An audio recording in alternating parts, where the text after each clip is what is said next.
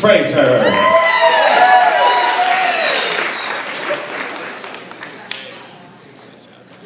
All right, good evening. I'd actually like to start with a public apology, and it actually goes to Kelly.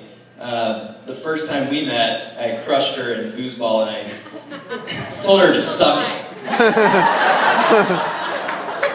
And I think in hindsight that was probably inappropriate, and Andy, I apologize. Yeah, definitely. But I'm a Fraser, and that's how we compete, okay? You will get beat, and you will get your nose rubbed in it. So, I had a long list of great things to say about Rob and Katie, but I decided to treat this more like a roast and less like a toast.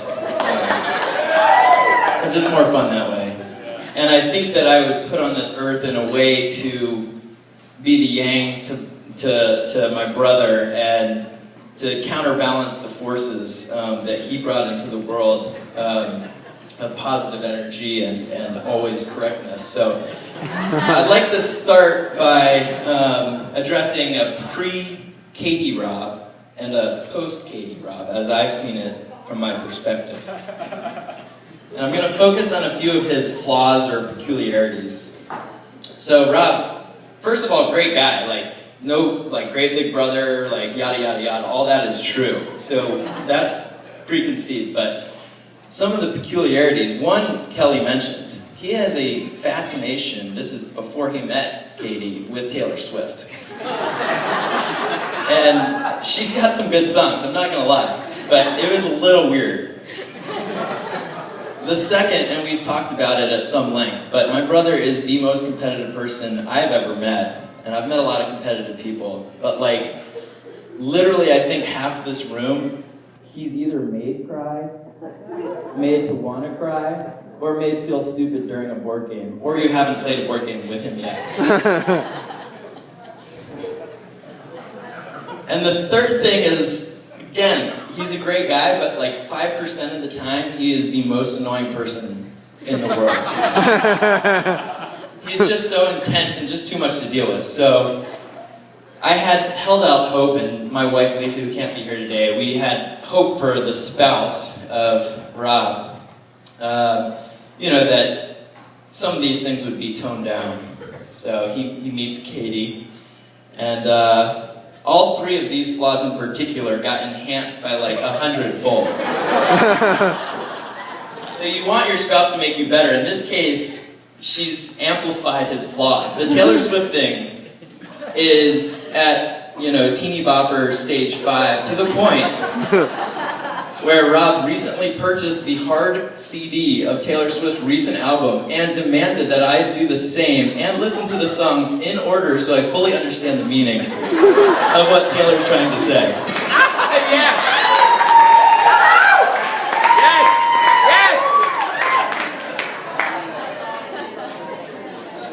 And for the, she is a genius.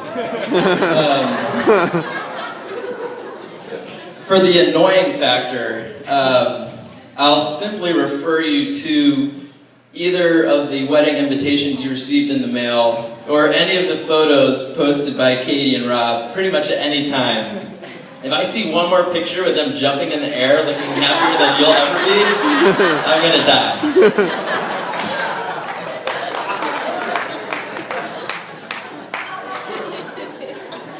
So, shifting gears a little bit, in all honesty, it's not really the Fraser way to show a lot of emotion or to have heart-to-hearts, but to me, my brother was there for every step of my life, and I value him as one of my closest friends, and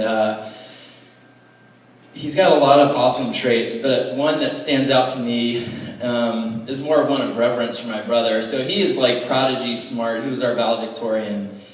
And it wasn't just because he was gifted with the smarts that you can see my dad exhibited at the wedding today.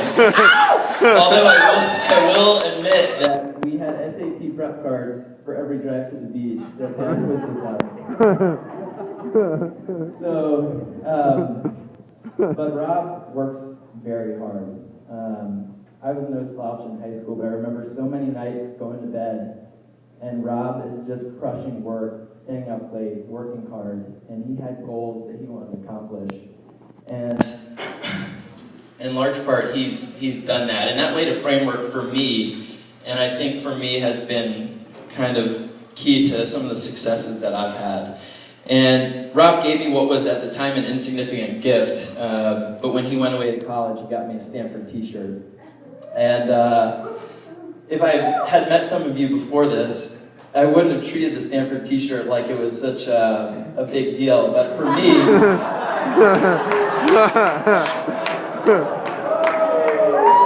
but for me, and I've never told Rob this, but I wore that t-shirt for every single major test that I had, because when I put it on, I channeled your energy or just your disgust for tests and how easy they were.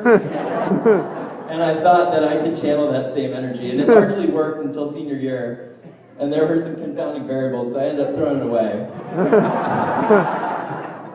But I wanted you to know that even though we've been separated by thousands of miles for a good portion of our lives, that I've always felt like you were close to me, and I've used things that the way you've lived your life to help me better myself, so I appreciate that. And without getting too stuck up on some of Rob's positive qualities, I wanted to shift gears again and talk a little bit about Rob's post-college life. So this starts to involve Katie to some extent.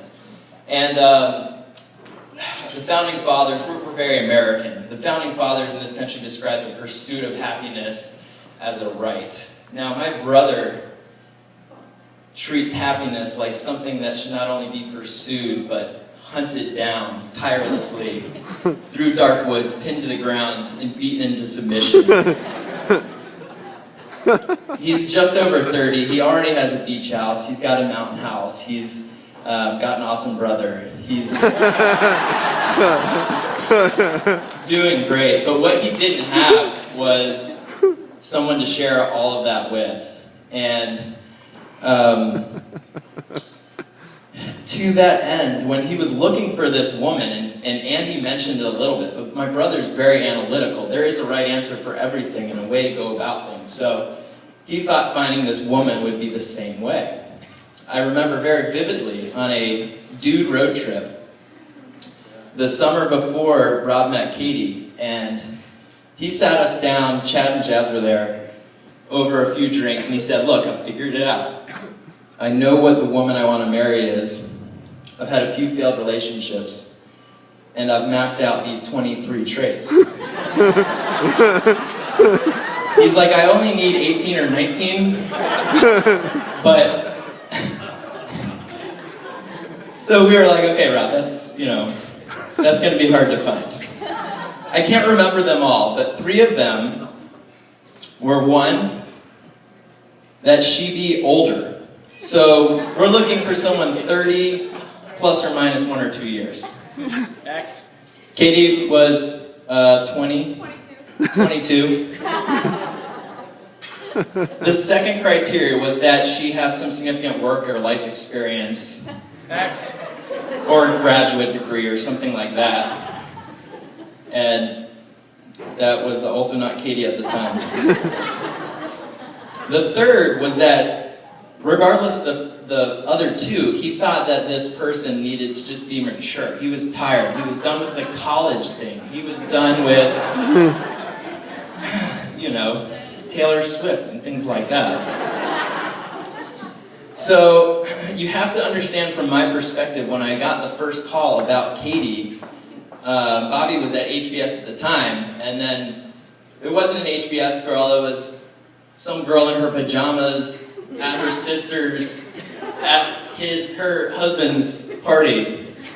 And so the moral of the story is that And Rob once told me, this is quoted maybe from someone else in this room, but mathematical models work until they don't.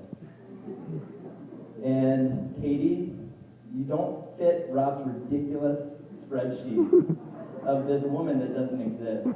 But what you do is fit perfectly into his life. And on a personal note, getting to know you and your family over the last few years has been awesome, and most importantly, seeing my brother as happy as he's ever been has been awesome to watch. So it's an honor for me to welcome you into the Fraser family, and I wish you guys all the best. Cheers.